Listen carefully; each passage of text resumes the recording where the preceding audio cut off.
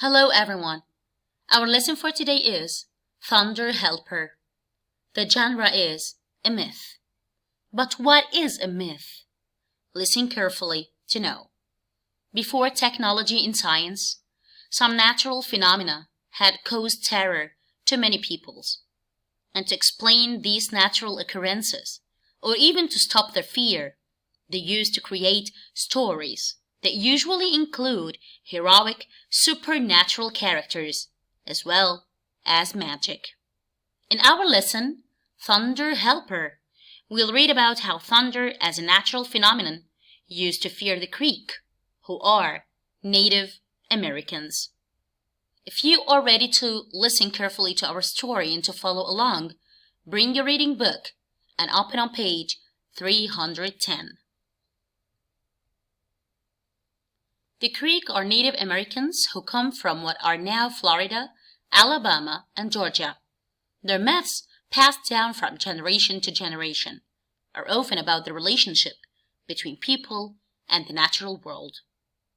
A long time ago, a boy and his 3 uncles set out from their village to go hunting. As always, the boy looked for ways to be useful to his people. So he set about catching fish in a nearby stream and gathering firewood, while his uncles tracked deer. When his uncles returned, he would prepare sofki, a corn soup, and add the deer meat to make a mouth-watering stew. One morning, the boy was walking toward the stream, dreaming of the tasty fish he would catch and listening to the chittering of the birds. All at once, he heard a loud roaring sound. Quickly, and as sly as a fox, he crouched, set an arrow against his bow, and readied himself for whatever might happen. The boy crept slowly toward the eerie rumbling until he reached the stream. There, towering above the rushing water, he saw 2 unearthly creatures locked in a terrifying struggle. One was dark and formless.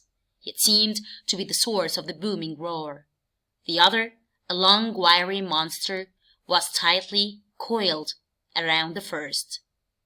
The boy watched, his mouth agape with wonder.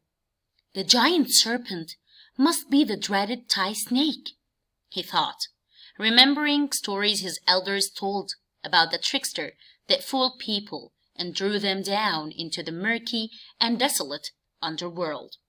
But who is the shapeless one? Could it be Thunder himself? The boy wondered. In a valiant move, he raised his loaded bow and shouted to Thai Snake, "Let go of him!"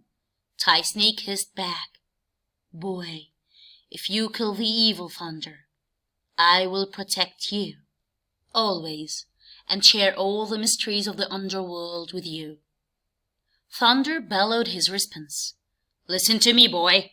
Thai Snake speaks only lies. Strike him with your arrow, and I shall grant you the power to be a strong, brave, and wise warrior for your people." Without listening to more of Thai Snake's deception, the boy took aim and let his arrow fly at the serpent. Thai Snake fell into the stream and disappeared beneath the waters. A moment later, Thunder spoke again. "Be warned. You must tell no one of the source of your new power, or it will leave you." "I promise," said the boy solemnly, and Thunder evaporated into thin air. The boy's uncles returned to camp that evening. Despite their questions about his time alone in the forest, the boy kept his promise, and his uncles remained oblivious of the power that Thunder had given him. But the boy was eager to employ his new abilities for worthy causes, and he worked hard to hone his hunting skills once he returned home. In just a few short months, to the surprise of the elders, the boy had become one of the best hunters in the village. His steadfast efforts in pursuit of food were soon recognized by all the people. It was not long after when the Creek elders learned one of their most fearsome enemies was threatening to attack them. The boy took this opportunity to request a meeting with the village leaders. "Respected elders," the boy said boldly, "though I am only a boy, I have the courage and cunning to fight the enemy. Will you let me perform this deed to save our people?" The boy's audacity impressed the elders. They conferred among themselves and soon nodded their heads in agreement. The chief declared, "You have proven your strength and bravery with your hunting. Now, as you go alone to fight the enemy, you must demonstrate your wisdom."